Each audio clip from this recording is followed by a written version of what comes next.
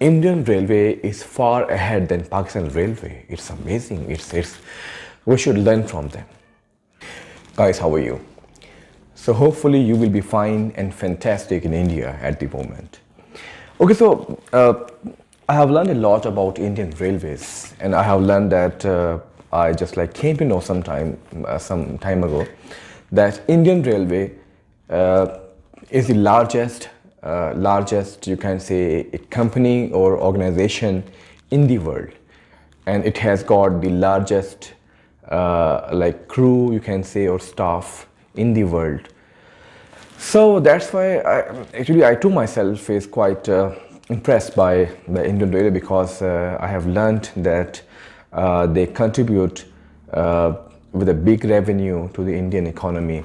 So that's why today I've got a video about Indian Railway, in which Indian Railway is being compared with Pakistan Railways. And I know that Pakistan Railway is not as big as Indian Railway, but this video will tell me the real story, the real comparison between the railways of the both countries. So here we go. Let's see. Sorry for that. Let's see how big, how large is Indian Railway, and how does it combat with Pakistan Railway.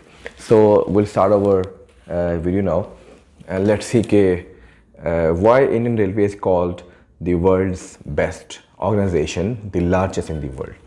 So we'll start now. Here we go, and we'll start this video now.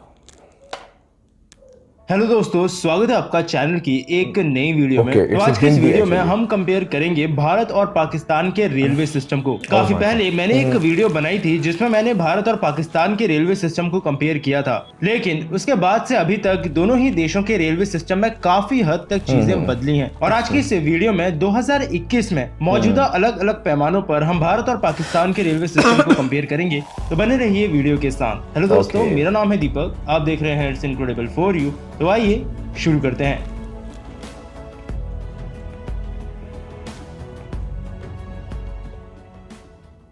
तो चलिए video की शुरुआत हम करेंगे भारत के railway system की शुरुआत से। 1845 में सबसे पहले भारतीय रेलवे को फॉर्म किया गया था। यहाँ पर भारतीय रेलवे से मेरा मतलब है वो भारत जो 1947 से पहले का था, यानी जब पाकिस्तान भी भारत का ही हिस्सा हुआ करता था। यानी कि ये कहा जा सकता है कि भारत और पाकिस्तान दोनों में ही एक तरह से अंग्रेजों ने ही इस रेलवे सिस्टम की शुरुआत की थी। 1853 में सबसे पहले भारतीय रेलवे की पहली पैसेंजर ट्रेन को चलाया गया था। 1947 में पाकिस्तान के भारत से अलग हो जाने के बाद उनकी रेलवेज को एक नई देश की रेलवेज का नाम देना था, जिस वजह से 15 अगस्त 1947 को पाकिस्तानी रेलवेज की फाउंडेशन डेट मानी जाती है। चलिए, ये बात हुई इन दोनों ही रेलवे सिस्टम के थोड़े से इंट्रोडक्शन की, और आगे की वीडियो की शुरुआत करते हैं और कंपैरिजन करते हैं दोनों ही रेलवे सिस्टम्स का। इंडियन रेलवेज की बात करें तो रेल भवन इस वक्त नई दिल्ली में स्थित इंडियन रेलवेज का हेडक्वार्टर है, जहां पर आजादी के बाद से अभी तक गवर्नमेंट ऑफ इंडिया ही इस रेलवे सिस्टम की प्रॉपर ओनर रही है, जबकि पाकिस्तानी रेलवेज का हेडक्वार्टर उनके पंजाब प्रोविंस में लाहौर के अंदर लोकेटेड है। और गवर्नमेंट ऑफ पाकिस्तान 1947 से लेकर अभी तक पाकिस्तानी रेलवेज को ओन कर रही है। बात करें इन दोनों ही रेलवे सिस्टम के टोटल ट्रैक लेंथ की, तो पिछले साल मार्च तक इंडियन रेलवेज का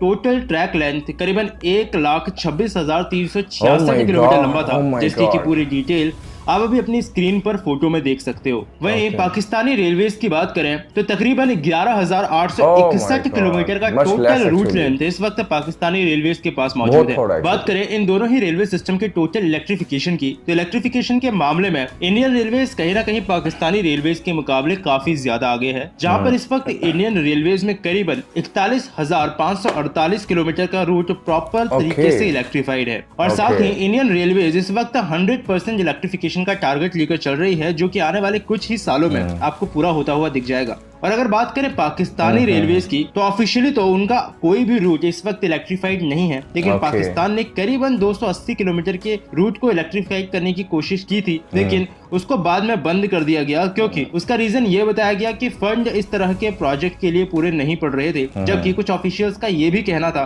कि वहां से तारों यानी कि वायर्स की चोरी हो रही थी, जिस वजह से इस तरह के प्रोजेक्ट को आगे लेकर नहीं जाया जा सका। लेकिन बात जो आकर रुकती है वो यहाँ पे कि पाकिस्तान के पास इस वक्त उनके पूरे ऑफिशियल रूट में से कोई भी रूट इलेक्ट्रिफाइड अवेलेबल नहीं है। Oh my चलिए God. बात करते हैं इन दोनों ही रेलवे सिस्टम में चलने वाली सबसे तेज गति की ट्रेन से। लेकिन यहाँ पर चीजें अभी भी मेरी पिछली वीडियो के मुकाबले कुछ ज्यादा हद तक नहीं बदली हैं, जहाँ पर इंडिया में गतिमान एक्सप्रेस इस वक्त भी ऑन ट्रैक सबसे तेज गति से चलने वाली ट्रेन है, जो कि लगभग 160 किलोमीटर प्रति घंटा तक की रफ्तार को छूती है। लेकिन कैपेसिटी के मामले में ट्रेन 18 यानी कि वंदे भारत एक्सप्रेस गतिमान एक्सप्रेस से ज्यादा तेज चल सकती है, लेकिन उसे ऑन ट्रैक उसकी पूरी गति से नहीं चलाया जाता है। वहीं बात करें पाकिस्तान की, तो पाकिस्तान में ग्रीन लाइन एक्सप्रेस इस वक्त उनकी सबसे तेज गति से चलने वाली ट्रेन है, जिसकी रफ्तार अनुमान 130 किलोमीटर प्रति घंटे के आसपास रखी जाती है। चलिए बात करें इन दोनों ही रेलवेज में यात्रा करने वाले पैसेंजर्स की, तो लगभग 60 से 65 मिलियन लोग एक साल में पाकिस्तानी रेलवेज का इस्तेमाल करते हैं, जबकि 8.4 बिलियन के आसपास लोग हर साल इंडियन रेलवेज का इस्तेमाल करते हैं। यह आंकड़ा अभी थोड़ा ऊपर नीचे जरूर हो सकता है, क्योंकि पिछले साल कोरोना ने काफी हद तक चीजों को बदल दिया है और शायद इंडियन और पाकिस्तानी रेलवेज दोनों ही अभी अपनी पूरी कैपेसिटी के साथ इस वक्त काम नहीं कर पा रही हैं। चलिए अगली चीज को कंपेयर करें तो वो हो सकती है कि दोनों ही रेलवेज में इस वक्त कौन सा लोकोमोटिव सबसे ज्यादा पावरफुल है। तो बात करें इंडियन रेलवेज की, तो शायद आपको पता होगा कि WAG-12 इस वक्त इंडियन रेलवेज का सबसे ज्यादा पावरफुल लोकोमोटिव माना जाता है, करीबन 12,000 की हॉर्स पावर के साथ, जिसे French company Alstom Indian railways के साथ मिलकर ही इंडियन रेलवेज के लिए मैन्युफैक्चर कर रही है। वहीं बात करें पाकिस्तानी रेलवेज की, तो उनका सबसे ज्यादा पावरफुल लोकोमोटिव है GEU-40 करीबन 4,600 हॉर्स पावर के साथ। यानी अगर इस चीज पर देखा जाए तो अभी इंडियन रेलवेज लोकोमोटिव के मामले में तो पाकिस्तानी रेलवेज के मुकाबले काफी ज्यादा आगे है। चलिए अब बात कर लेते हैं कि इन दोनों ही रेलवे सिस्टम में आखिर कितने एम्प्लॉयज इन दोनों ही रेलवे सिस्टम्स के लिए काम करते हैं। इंडियन रेलवे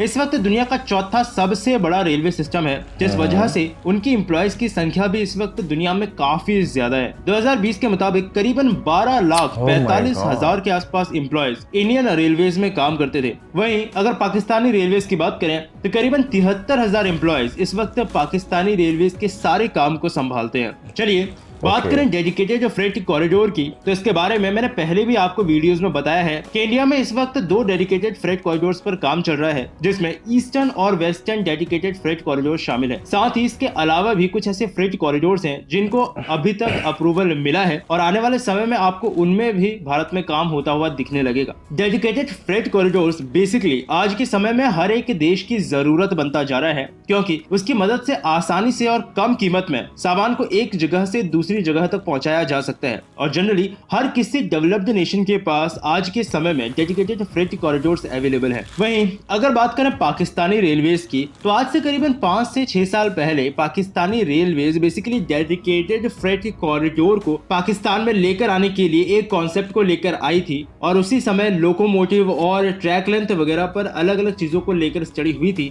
लेकिन जमीनी हकीकत पर आज भी ऐसा कोई प्रोजेक्ट पाकिस्तानी रेलवेज के पास ना ही मौजूद है और ना ही फ्यूचर के लिए इस वक्त ऐसी कोई खास इस प्रोजेक्ट की प्लानिंग दिख रही है। चलिए अगर दोनों ही कंट्रीज के रेलवे सिस्टम की बात हो ही रही है तो मेट्रो ट्रेन का नाम भी जरूर आएगा। बात करें इंडियन रेलवेज की, तो करीबन 13 सिटीज में इस वक्त इंडिया में वेल कनेक्टेड मेट्रो सिस्टम चलता है, जहां पर करीब 8 सिटीज में इस वक्त इस मेट्रो का काम अंडर कंस्ट्रक्शन है और 21 के आसपास शहरों में या तो इसे प्रपोज किया गया है या फिर ये प्रोजेक्ट प्लानिंग फेज में है। वही बात करें पाकिस्तान की, तो सिर्फ एक लाहौर में उनकी एक ऑरेंज लाइन मेट्रो ट्रेन चलती है, जो चाइना पाकिस्तान इकोनॉमिक कॉरिडोर यानी सीपैक के तहत चाइना की मदद से बनाई गई थी। और अगर उनके फ्यूचर की बात करें तो फिलहाल हाल ही में एक न्यूज आई थी कि इस वक्त शुरुआत में लाहौर ऑरेंज ट्रेन प्रॉफिट की बजाय लॉस में जा रही है, जिस वजह से फ्यूचर में गवर्नमेंट इस तरह के कोई प्रोजेक्ट को वापस करेगी या नहीं, इसके बारे में अभी कुछ नहीं कहा जा सकता। बात करें रैपिड रेल ट्रांजिट सिस्टम की, तो इस वक्त दिल्ली मेरठ के बीच एक रैपिड रेल ट्रांजिट सिस्टम पर इंडिया में काम चल रहा है, जिसमें करीबन 22 स्टेशन होंगे और ये एस्टिमेट किया जा रहा है कि शायद 2023 तक ये अपना प्रॉपर ऑपरेशन शुरू कर देगा। पाकिस्तान में फिलहाल में ऐसा कोई रैपिड रेल ट्रांजिट सिस्टम मौजूद नहीं है और फ्यूचर के लिए भी अभी तो फिलहाल उनकी कोई ऐसी प्लानिंग भी इस प्रोजेक्ट को लेकर नहीं है। बात करें मोनो रेल की,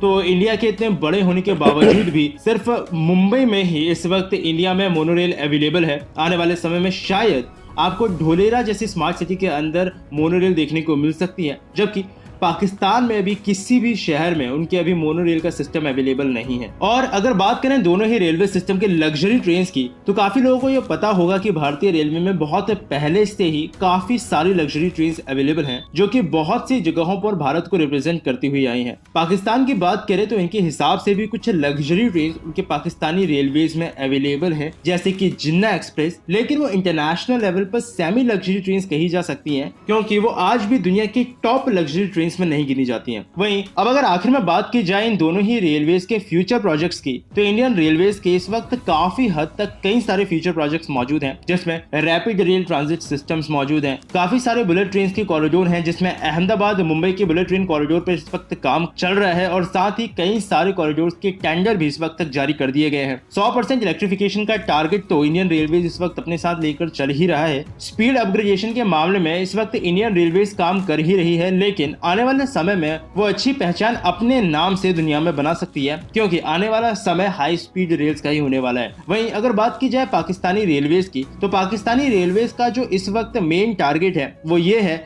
कि वो अपने ट्रांसपोर्टेशन शेयर को बढ़ाना चाहते हैं, यानी कि वो चाहते हैं कि ज्यादा से ज्यादा लोग पाकिस्तानी रेलवेज का इस्तेमाल करें, जिसके लिए वो आने वाले समय में ट्रेन्स को बढ़ाने की कोशिश करेंगे। कुछ नए लोकोमोटिव्स के साथ कुछ नई ट्रेन्स पाकिस्तानी रेलवेज में इंट्रोड्यूस कराई जाएंगी, जिससे आने वाले समय में पाकिस्तानी ट्रेन के नंबर तो बढ़ेंगे ही, और साथ ही जो मौजूदा ट्रेन है उन्हें भी अच्छे खासे लेवल पर अपग्रेड किया जाएगा। वैसे अगर देखा जाए तो पाकिस्तानी रेलवेज ने पिछले कुछ सालों में इम्प्रूवमेंट धीरे धीरे दिखाई है, लेकिन वही बात है कि जिस तरह से इंडियन रेलवेज धीरे धीरे फ्यूचर की तरफ बढ़ रही है, उसी तरह से पाकिस्तानी रेलवेज भी अगर फोकस होकर उसी डायरेक्शन की तरफ काम करती है, तो धीरे धीरे ही वो अपने टारगेट को अचीव कर पाएगी। तो बस अभी इंडियन पाकिस्तानी 2021 के रेलवे कंपैरिजन में इतना ही। उम्मीद करता हूँ आपको वीडियो पसंद आई होगी। अगर वीडियो पसंद आई है तो इसे लाइक करना, अपने दोस्तों और फैमिली के साथ में शेयर भी, और अगर आप चैनल पर नए आए हैं तो चैनल को सब्सक्राइब किए बिना बिल्कुल मत जाइएगा, क्योंकि इस चैनल पर आपको ऐसे ही इंटरेस्टिंग टॉपिक से रिलेटेड वीडियोस मिलती रहेंगी। और अगर आप चाहें तो मुझे ट्विटर पर फॉलो कर सकते हैं, लिंक आपको नीचे डिस्क्रिप्शन बॉक्स में मिल जाएगा। तो मिलता हूं आपसे फिर से एक और नए इंटरेस्टिंग टॉपिक की एक नई वीडियो के साथ में।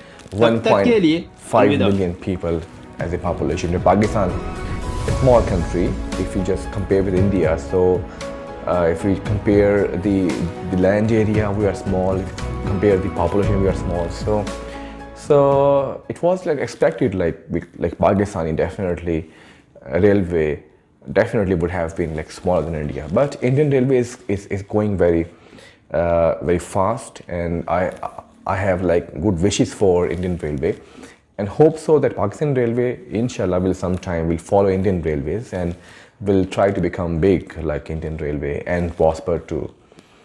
And but again I would say that Indian Railway is awesome, fantastic.